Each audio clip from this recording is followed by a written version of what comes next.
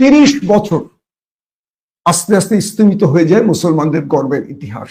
দেখা যায় একটা পর মানে একটা সময়ের পর এই যে শাহাব আল জহুরি যে কাজটি করে গেছেন, মুসলমানদের স্বর্ণাক্ষরে লিখা বা স্বর্ণালী বিজয়ের গল্প, এই বইটিও গায়েব হয়ে যায়, অদৃশ্য হয়ে যায়, হারিয়ে যায়। এই বইটির আর কোনো সন্ধান পাওয়া যায় না। তারপর আসে নতুন খেলাফত মুসলমানদের, আব্বাসীয় খেলাফত। আব্বাসীয় খেলাফত যখন বুঝলেন যে মুসলমানদের পরবর্তী প্রজন্মের কাছে যদি কোনো ইতিহাস না থাকে তাহলে এই বীরত্বের ইতিহাসগুলো মানুষ ভুলে যাবে, তখন এই আব্বাসীয় খলিফা যিনি ছিলেন মনসুর, তিনি ক্রমান্বয়ে চিন্তা করেন যে বড় বড় স্কলারদের নিয়ে তিনি কিছু করতে চান। পরে দেখা যায় যে এই আব্বাসীয় খলিফা তিনি আবারও এই দায়িত্ব পালন করেন এবং ইবনে মালিক এবং ইবনে ইসহাক এই দুজনকে আবার ডেকে আনেন। ডেকে এনে তিনি আবার দায়িত্ব দেন যে কি করে আবারও একটি মুসলমানদের ইতিহাস লিখার কাজ করা যায়। তখন পরবর্তী সময় দেখা যায় যে তারাও আবারও জোরে সোরে এই কাজটি শুরু করেন। তারপর আস্তে আস্তে মানে আব্বাসীয় খেলাফতি পুরো পৃথিবীতে জ্ঞান বিজ্ঞান চর্চা বৃদ্ধি পায়। বলা হয় পুরো পৃথিবীতে, অর্থাৎ আল্লাহ রাসূলের নবুয়তের পর থেকে মুসলমানদের জ্ঞান বিজ্ঞানের নজর বা মুসলমানদেরকে আজকে যে পুরো পৃথিবীতে বিজ্ঞান চর্চা হচ্ছে, নিউটন আইনস্টাইনের জন্ম হয়েছে, এই জন্মের মূল কারিগর এই আব্বাসীয় খেলাফত। অর্থাৎ এখানেই পৃথিবীর সবচেয়ে বড় লাইব্রেরি তৈরি হয় এবং এখান থেকে পুরো পৃথিবী থেকে বড় বড় স্কলার আসেন এবং এখানে বই লিখেন কিংবা এখানে বই সংগ্রহ করেন, এখানে পড়াশোনা করেন। জ্যোতির্বিদ বলি, যত রকম বিজ্ঞানীরা আছে সবাই এই বাগদাদে এসে আব্বাসীয় খেলাফতে যোগ দেন। দর্শক, এরপর যেটা হয় যে ক্রমান্বয়ে আব্বাসীয়রা একটা পর্যায়ে এসে দেখা যায় তাদের মধ্যেও দুর্বল শাসক আসে। তারপর একজন সফল শাসক আসেন, হারুনুর রশিদ। আপনারা জানেন যে মুসলমান ইতিহাসের সবচেয়ে মানে আব্বাসীয়দের সবচেয়ে শ্রেষ্ঠ শাসক যার নাম বলা হয় তিনি হলেন হারুনুর রশিদ। তো প্রথমে যিনি আসেন মনসুর, তিনি 662 খ্রিস্টাব্দে বাগদাদে রাজধানী প্রতিষ্ঠা করেন।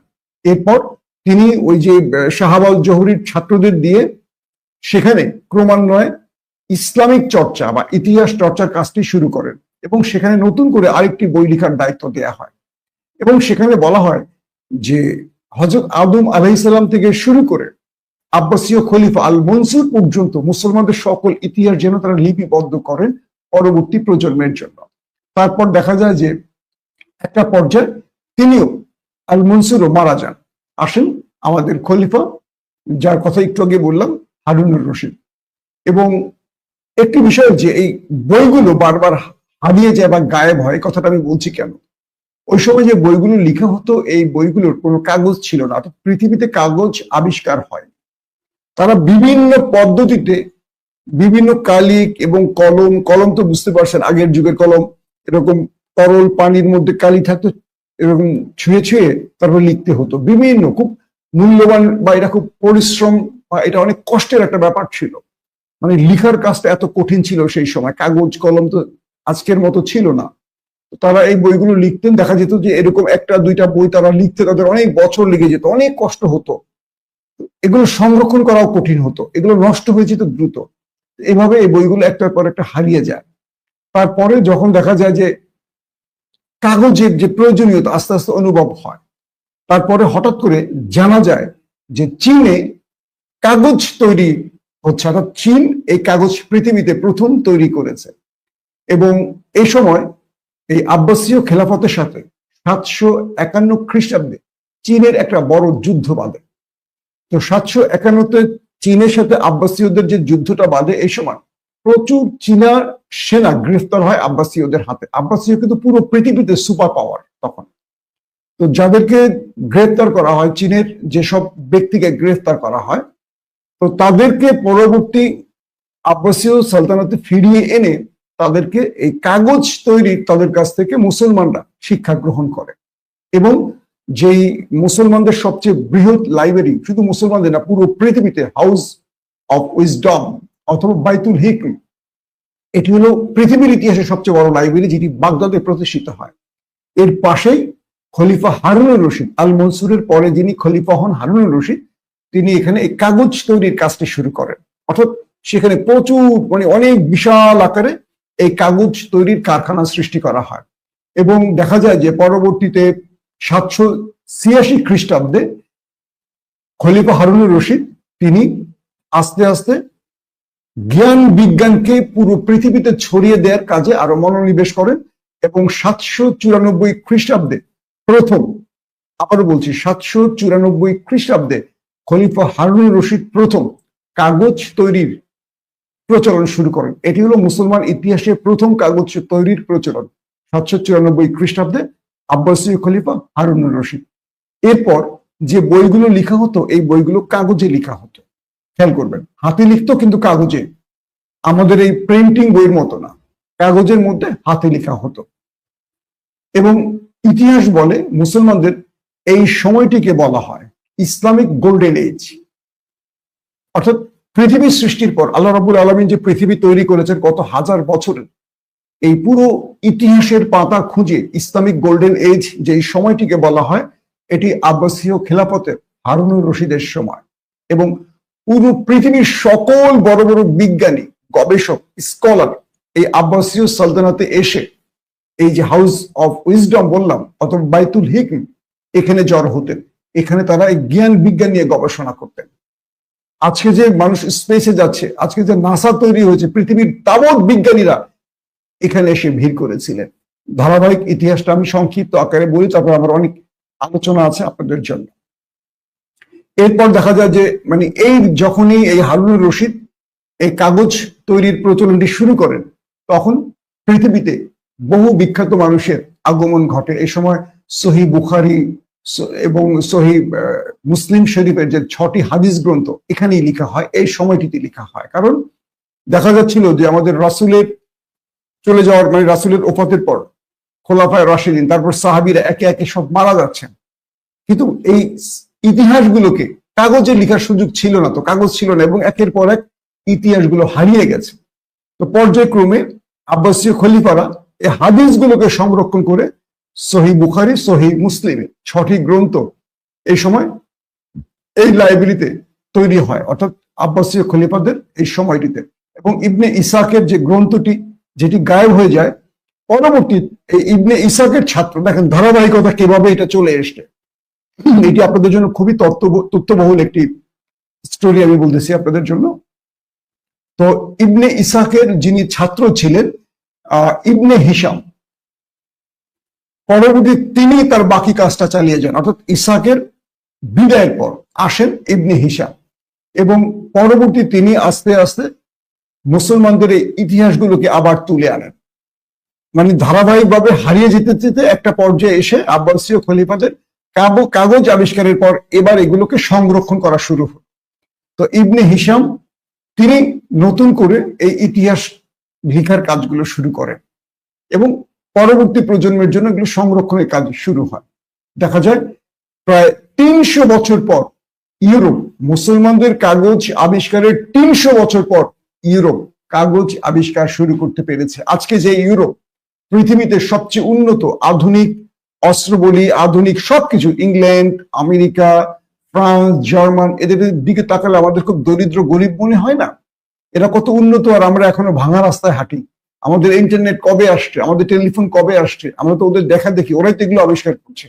কিন্তু মুসলমানদের কাগজ আবিষ্কারের 300 বছর পর ইউরোপীয়রা 3 বছর না, 30 বছর না, 300 বছর পর তারা কাগজ তৈরির কৌশল শেখে। কারা? ইউরোপীয়রা। এরপর দেখা যায় যে সেই সময়টা যখন দেখা যায় মুসলমানরা জ্ঞান বিজ্ঞানে এগিয়ে যাচ্ছে এবং ওই সময় একটা নতুন দুর্বলতা তৈরি হয়। আব্বাসীয় খলিফারা যখন একে একে বিদায় নিচ্ছিলেন, তখন দেখা যায় যে ভালো শাসক খারাপ শাসক তো ক্রমান্বয়ে আসতে থাকে।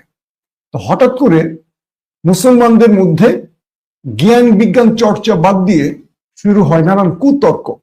কে আওয়ামী লীগ, কে বিএনপি, হ্যাঁ, 71 মুক্তিযুদ্ধ কারা করছে, কারা বিরোধিতা করছে, কে রাজাকার। যেখানে আমাদের বাংলাদেশ 54 বছর ধরে কোনো বিজ্ঞান, কোনো আধুনিক কোনো চর্চা নেই, একটা চর্চা, তুই রাজাকার, তুই 71 বিরোধী। পুরো বাংলাদেশকে ভারত রাজাকার আর মুক্তিযুদ্ধ চেতনার মধ্যে আটকে দিয়ে আমাদের পুরো প্রজন্মকে আটকে দিয়েছে। সবাই এগিয়ে গেছে, ভারত সহ অনেক এগিয়ে গেছে। বাংলাদেশ এগিয়েছে বলেন তো? বুয়েট আছে, কুয়েট আছে, রুয়েট আছে। এরা যারা একটু মেধাবী এখানে পড়ে বিদেশ চলে যায়, কারণ বাংলাদেশ তো আর কোনো গবেষণার জায়গা না। এখানে চর্চা হবে একটাই, তুই রাজাকার, তুই একাত্তর বিরোধী। এখন পর্যন্ত 54 বছর পর একই ন্যারেটিভ চলে। ডাকসু নির্বাচনে ওই একই ন্যারেটিভ, ওই একই। এর বাইরে আমাদের কোনো জগৎ নাই, আমাদেরকে ওখানেই আটকে রেখেছে। খেয়াল করেন, আপনাদের জন্য দুর্দান্ত মেসেজ আছে, পুরো ভিডিওতে থাকতে হবে ধৈর্য সহকারে। আজকে একটু সময় অপচয় করেন। তো যখন আব্বাসীয় খেলাফতের মধ্যে শুরু হয়ে যায় মুসলমানদের মধ্যে এই বিতর্ক, শিয়া সুন্নি বিতর্ক, একটা কি বলে গাছের পাতায় কয়টা ফেরেশতা বসতে পারে এটা নিয়ে গবেষণা। একজন নারী হাঁটতে গেলে, বোরকা মনে গেলে কয়টা গুনাহ হবে। হ্যাঁ, একজন পুরুষ জুব্বা বাদ দিয়ে যদি এরকম কোট পরে, সে কি নাস্তিক, সে কি বিধর্মী হয়ে যাবে, সে কি ইহুদি নাসারা হয়ে যাবে? এই বিতর্ক শুরু হয়। বুঝতে পারছেন, আজকে আমাদের হুজুরা করে এই বিতর্ক শুরু হয়ে গেছে। মুসলমানরা হাউস অফ উইজডম বাদ দিয়ে তারা চলে আসে একটা বিতর্কে। এই বিতর্কটা যখন শুরু হয় তখন ইউরোপীয় পোপ তিনি বুঝে গেছেন এই তো সুযোগ মুসলমানদের ভেঙে ফেলার। এত বছর ধরে আমরা পারিনি, তারা পুরো পৃথিবীর সুপার পাওয়ার। মুসলমানরা কিন্তু মদিনা রাষ্ট্রের পর সুপার পাওয়ার। হযরত ওমর রাদিয়াল্লাহু তাআলা আনহু পুরো অর্ধ পৃথিবী শাসন করে গেছেন। পারস্য সাম্রাজ্য বিজয়, রোমান সাম্রাজ্য বিজয়, বাইতুল মুকাদ্দাস মানে জেরুজালেম বিজয়, সব পুরো আরাবিয়ান কান্ট্রি, অর্ধ পৃথিবী মুসলমানদের হাতে। কিন্তু ওই সময়টা মুসলমানদের হাতে সবাই ধোলাই খেত, তাদের কাছে এসে মাথা নত করতো, তাদের কাছে এসে কর ভিক্ষা দিয়ে যেত, ট্যাক্স দিয়ে যেত। তো এটা তো খ্রিস্টান বা ইহুদিরা ক্রমান্বয়ে দেখছিল, ফাঁক খুঁজছিল। এই ফাঁকটিতে যখন মুসলমানরা নিজেদের মধ্যে বিতর্কে জড়া যাচ্ছিল, শিয়া সুন্নি, পর্দা, কোট, টাই, প্যান্ট, হাবিজাবির মধ্যে, তখনই ও ইউরোপীয় রাষ্ট্রগুলোকে এক করে বললো এই সুযোগ মুসলমানদের আক্রমণ করো। ব্যাস, তারা মুসলমানদেরকে সবাই সম্মিলিতভাবে আক্রমণ করার পর এই আব্বাসীয় খেলাফতকে নড়বড়ে করে ফেলে এবং জেরুজালেম, আজকের বাইতুল মুকাদ্দাস, ফিলিস্তিন তারা দখল করে। হযরত ওমর রাদিয়াল্লাহু তাআলা আনহুর পর আব্বাসীয় খেলাফতের সেই সময়টিতে এসে এই দীর্ঘ কয়েকশো বছর চিন্তা করেন, ফিলিস্তিন মুসলমানদের ছিল, এটি নিয়ে যায় ইউরোপীয়রা। এরপর খেয়াল করেন, তো দেখা যায় ইবনে হিশাম তিনি যে বইগুলো লিখে যান তার ধারাবাহিকতায় দেখা যায় যে আস্তে আস্তে আস্তে মুসলমানদের তো জ্ঞান বিজ্ঞান থেকে সরে যায়। তো এই দুর্বল টাইমটা যখন ফিলিস্তিনের দখল হয়ে যায়, সেই সময়টা কি করে, চেঙ্গিস খানের নাতি হালাকু খান তিনি এই সুযোগটি পেয়ে যান। তিনি করেন কি, আস্তে আস্তে মঙ্গোলীয়রা আস্তে আস্তে মুসলমান সাম্রাজ্যের দিকে নজর দেয় এবং তারা ক্রমান্বয়ে মুসলমানদের রাজ্য মানে যে সালতানাত গুলো আছে এগুলো দখলে মনোনিবেশ করে। একটা পর্যায়ে তারা আব্বাসীয় খেলাফতে এসে আক্রমণ করে এবং আব্বাসীয় খেলাফতে তারা আক্রমণ করে এত পরিমাণ, বলা হচ্ছে যে প্রায় 18 লক্ষ মুসলমান, 18 লক্ষ, ফিলিস্তিনে তো 1 লক্ষের মতো মারলো নেতানিয়াহু, 18 লক্ষ মুসলমান মেরে ফেলছে হালাকু খান। বাগদাদের যে নদীটি 1 মাস ধরে এই নদীর পানি লাল ছিল, নদীর যে রং পানি এটা তো লাল না, এটা লাল ছিল, এত মানুষ মারছে। এরপর তারা মুসলমানদের জ্ঞান বিজ্ঞানের মূল যে স্থানটি হাউস অফ উইজডম বা বাইতুল হিকম, এখানে আসে, এটি পুরোটা পুড়িয়ে দেয় এবং এটার মধ্যে এত বিশাল লাইব্রেরি, এত বই ছিল যে এই বইয়ের পাতা পুড়ে পাশের আরেকটি নদী প্রায় 7 থেকে 8 দিন বা 10 দিন পুরো নদীর পানি কালো হয়ে যায় বই পড়ায়, পুরো লাইব্রেরিটা পুড়ে ফেলে, মুসলমানদের এই জ্ঞান বিজ্ঞানকে সম্পূর্ণ পুড়িয়ে ফেলে, ইতিহাসের সবকিছু মুছে ফেলে এই হালাকু খান। দেখেন, তারপর একদম খেলাফতের শেষ লগ্নে আব্বাসীয় খেলাফত, তখনই আব্বাসীয় খেলাফতের যিনি খলিফা ছিলেন তাকে হালাকু খান হত্যা করেন। আব্বাসীয় খেলাফত শেষ, আসে মামলুক সালতানাত এবং মামলুক সালতানাতের একজন বিখ্যাত ব্যক্তি আসেন যার নাম সালাউদ্দিন আইয়ুবী। বলা হচ্ছে যে 1099 খ্রিস্টাব্দে যখন ফিলিস্তিন ইউরোপীয়রা আক্রমণ করে, এরপর জেরুজালেম দখল করে, তারপর ওই সময়টাতে পৃথিবীর সকল মুসলিম লিডাররা ঘুমিয়েছিল, এখন যেমন ফিলিস্তিনে আক্রমণ করছে আর সমস্ত মুসলিম লিডাররা ঘুমিয়ে আছে, ঠিক সেই সময়টাও এইভাবে সকল মুসলিম লিডাররা ঘুমিয়েছিল। আর এই সুযোগে ইউরোপীয়রা ফিলিস্তিন নেয় আর হালাকুকান এসে পুরো আব্বাসীয় সালতানাত বাগদাদকে ধ্বংস করে দিয়ে মুসলমানদের হাজার বছরের ইতিহাসকে ধ্বংস করে দিয়ে যায়। তারপর সেই সময় যিনি সবচেয়ে বড় স্কলার ছিলেন ইমাম ইবনে আসাকি, এবং তিনি পুনরায় ফিলিস্তিন বিজয়ের জন্য মুসলমানদেরকে আবার উদ্বুদ্ধ করেন, ইমাম ইবনে আসাকি। এবং তিনি আবারও এই বই লেখার কাজগুলো শুরু করেন, মুসলমানদের কাছে নতুন করে আবারও বার্তা দেন। কালচারাল ফ্যাসিজমের বিরুদ্ধে আবারও তিনি মুসলমানদের ঐক্যবদ্ধ করার চেষ্টা করেন। আর এই ইমাম ইবনে আসাকিরই ছাত্র ছিলেন, আজকের নাম বলেন সালাউদ্দিন আইয়ুবী। তিনি 1187 খ্রিস্টাব্দে 2 লক্ষ সেনা নিয়ে আবারও ফিলিস্তিন বিজয় লাভ করেন। পুরো ইউরোপীয়দের বিরুদ্ধে সালাউদ্দিন আইয়ুবী 1187 খ্রিস্টাব্দে 2 লক্ষ সেনা নিয়ে আসেন, কিন্তু ইউরোপীয়রা সবাই একজোট।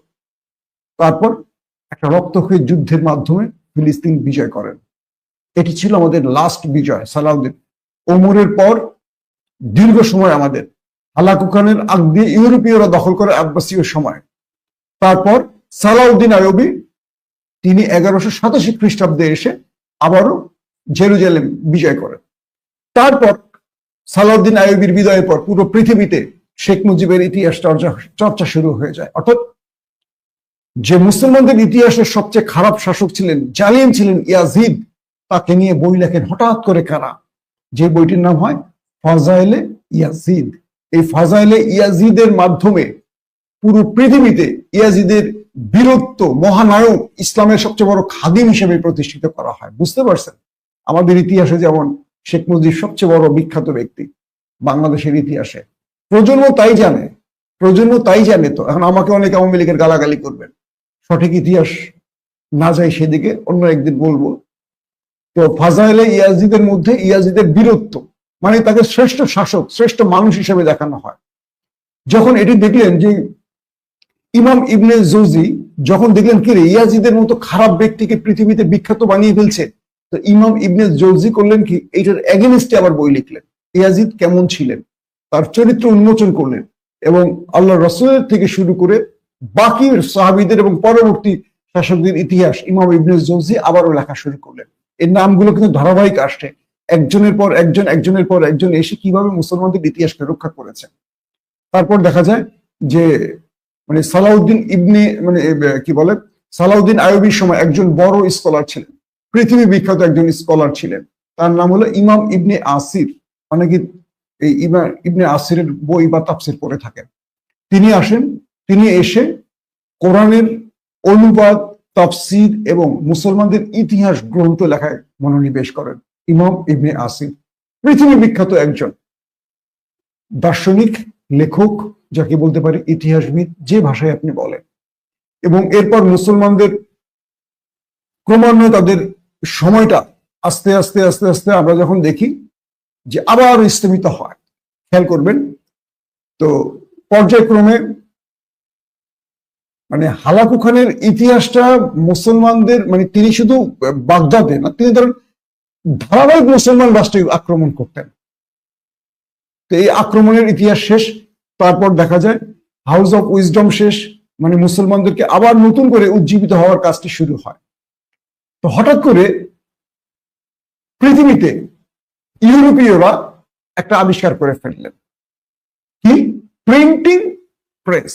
অর্থাৎ কাগজ তৈরির পর সেই কাগজে মানুষ আর হাতে লিখবে না, অথবা মানুষ হাতে লিখবে, কিন্তু এই হাতে লেখার কাজটি কপি হাত দিয়ে আর হবে না, অটোমেটিক এটি মেশিনে করবে। বুঝতে পারছেন? তো 1258 খ্রিস্টাব্দে বাগদাদ ধ্বংসের পর ক্রমান্বয়ে যখন মুসলমানদের মধ্যে অস্থিতিশীল অবস্থা, তো এরপর মামলুক আসে, মামলুকদের পরে সেলজুক আসে, সেলজুকদের পরে আসে অটোমান সাম্রাজ্য, সালতানাত। তো এই সময়টি পৃথিবীতে একটা ধাক্কা আসে যে ইউরোপীয়রা প্রিন্টিং প্রেস তৈরি করে ফেলে, এবং এখান থেকেই আমাদের পরাজয় শুরু। তো যখন এই প্রিন্টিং প্রেসটি তৈরি করে তখন তারা প্রতিদিন হাজার হাজার বই লিখতে শুরু করলো ইউরোপীয়রা, এবং পুরো পৃথিবীতে বইগুলো তারা ছড়িয়ে দেওয়ার কাজ শুরু করলো। দেখেন খুব ইন্টারেস্টিং একটা ব্যাপার, আমাদের আল বিরুনি এবং ইবনে খালদুন এরা তো পৃথিবী বিখ্যাত ইতিহাসবিদ বলেন, বিজ্ঞানী বলেন, এরা সায়েন্টিস্ট ছিলেন। তো এরা যে বইগুলো লিখে গেছেন এই বইগুলো ইউরোপীয়রা সংগ্রহ করেছিল, খালদুনের এবং আল বিরুনির, এবং এই বইগুলো পড়ে এখান থেকেই আজকের আইনস্টাইন বলেন আর নিউটন বলেন এরকম ইউরোপে বিখ্যাত বেশ কিছু বিজ্ঞানীর জন্ম।